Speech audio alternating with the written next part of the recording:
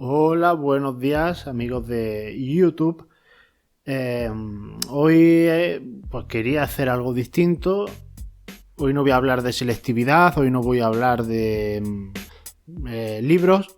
Ya estoy leyendo uno y tengo pensado hacer una pequeña reseña aquí en YouTube, a diferencia de las que suelo hacer en Instagram, que son micro. Pues aquí quiero hacer una más en profundidad, pero lo vamos a ir dejando para próxima entrega. Y quería retomar YouTube con un pequeño comentario, porque bueno, viendo un blog con V de un físico, bueno, pues hacía referencia a las carreras de ciencias como carreras que todo lo que uno estudia al principio es algo que siempre te va a servir después. No hay que hacer el doble esfuerzo, si uno estudia bien, de repetir el estudio de materias que ya conoce en una asignatura posterior.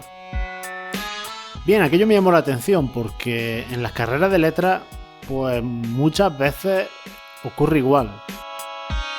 Pero no voy a pararme a analizar las carreras de ciencias ni tampoco las de letras, porque yo creo que en esto coinciden más de lo que creemos.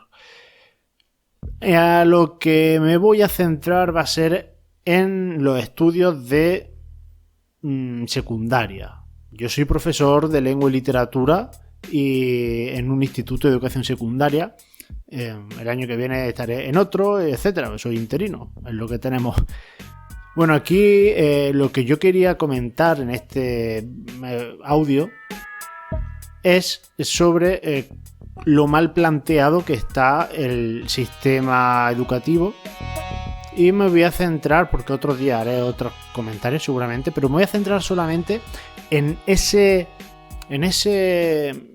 idea, ¿no? De cómo un conocimiento te va a servir o no en cursos posteriores o en asignaturas. Claro, aquí no hablamos de asignatura, hablamos de en cursos posteriores de la misma asignatura. Me voy a centrar en lengua y literatura porque actualmente, y bueno, esto lo puedo decir por experiencia propia, no ya solo como profesor, sino porque un trabajo final de máster que realicé pues iba precisamente en el análisis de cómo se enseña la tipología textuales en secundaria. Me centré en una editorial, tampoco era la parte central del trabajo, pero me sirvió y bastante para darme cuenta cómo se repite casi palabra por palabra lo que se da en los cursos pares y lo que se da en los cursos impares entre sí. Bueno, esta es mi criatura, que la tengo aquí en brazos para que no llore. Bien, entonces, si lo que se da en primero se repite en tercero y lo que se da en segundo se repite en cuarto, estamos ante un problema y bien gordo. ¿Por qué se repite?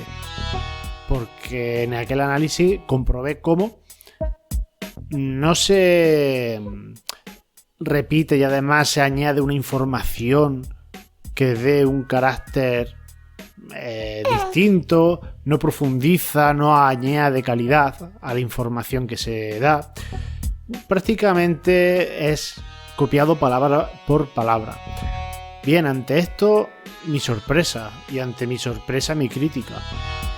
Es cierto que en todas las editoriales no ocurre igual y no he hecho análisis en profundidad, pero es que esto debería estar marcado mucho más claro en la ley. O sea, no sé si una editorial hace algo así, si una editorial se puede permitir el tener dos libros, uno para primero y tercero y otro para segundo y cuarto, algo mal está ocurriendo ya en la propia legislación. Y si no es por legislación, debería haber un control de calidad. Voy a romper una lanza en favor de esta educación de letras o de estas asignaturas de letras minusvaloradas con razón. La gente no lo sabe, pero cuando se minusvalora a una asignatura de letras, no se está en verdad valorando los contenidos o los conocimientos que se pueden adquirir en ella, sino que en verdad lo que se está haciendo es una crítica al cómo se da.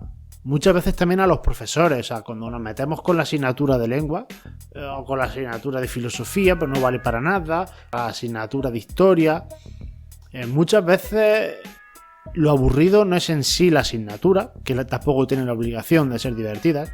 No es tanto lo aburrido la asignatura, mejor dicho, los conocimientos, como la persona que lo imparte, que no tiene que ser humorista, pero se puede hacer de muchas formas. La historia, por ejemplo, que es un relato, ese relato se puede hacer interesante.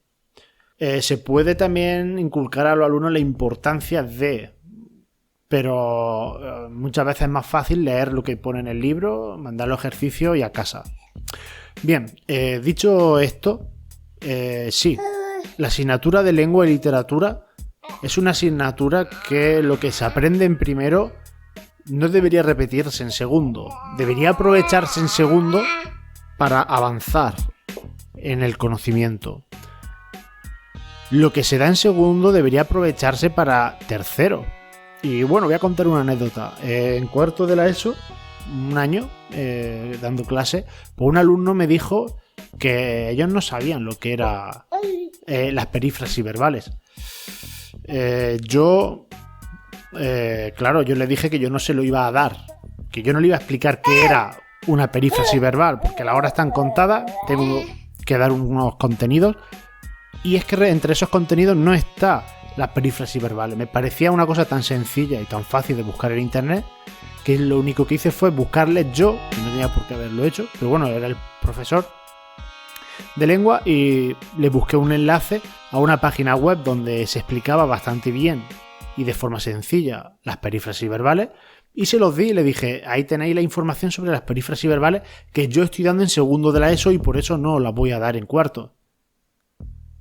Y simplemente haciendo un pequeño repaso de tu libro de segundo de la ESO, internet, si no tienes libros de segundo, eres capaz de enfrentarte a una oración, al análisis de una oración donde haya una perífrasis verbal. Y cualquier duda se puede preguntar, pero cualquier duda. No qué es una perífrasis, sino esto es una perífrasis porque tengo dudas por esto y por esto. Y el profesor contesta lo mejor que puede. Dicho esto, vamos a terminar, digamos, este pequeño audio con esa idea clara. Si en primero de la ESO aprendo qué es un sustantivo, qué es un adjetivo, cómo se relacionan, cómo un adjetivo dice algo de un sustantivo, cómo un verbo dice algo de un sustantivo, cómo un adverbio dice algo de un verbo o de un sustantivo o lo que sea, ¿no? O sea, este tipo de relaciones básicas, qué tipo de palabras hay, cómo se relacionan. Si en primero doy eso, yo en segundo debo estar preparado para dar un paso más. Y os aseguro que ese paso más puede ser oraciones con cierta complejidad.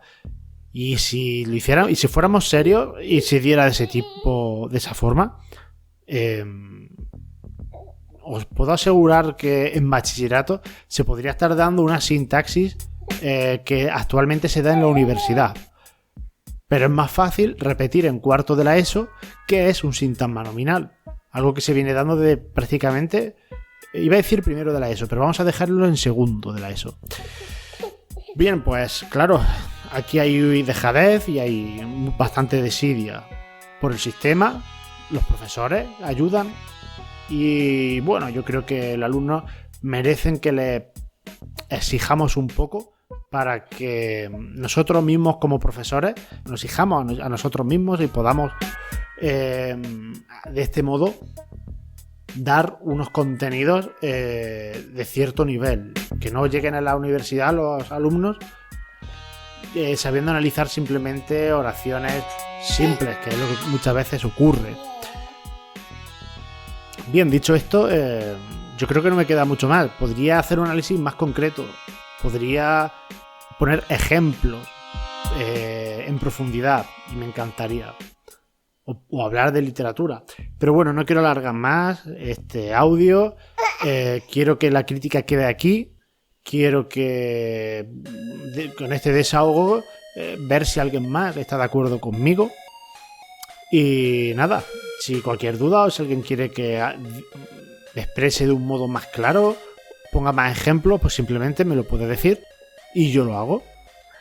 Un saludo, amigo de YouTube, y nos vemos en el próximo audio o vídeo que me huelo que va a ser pronto.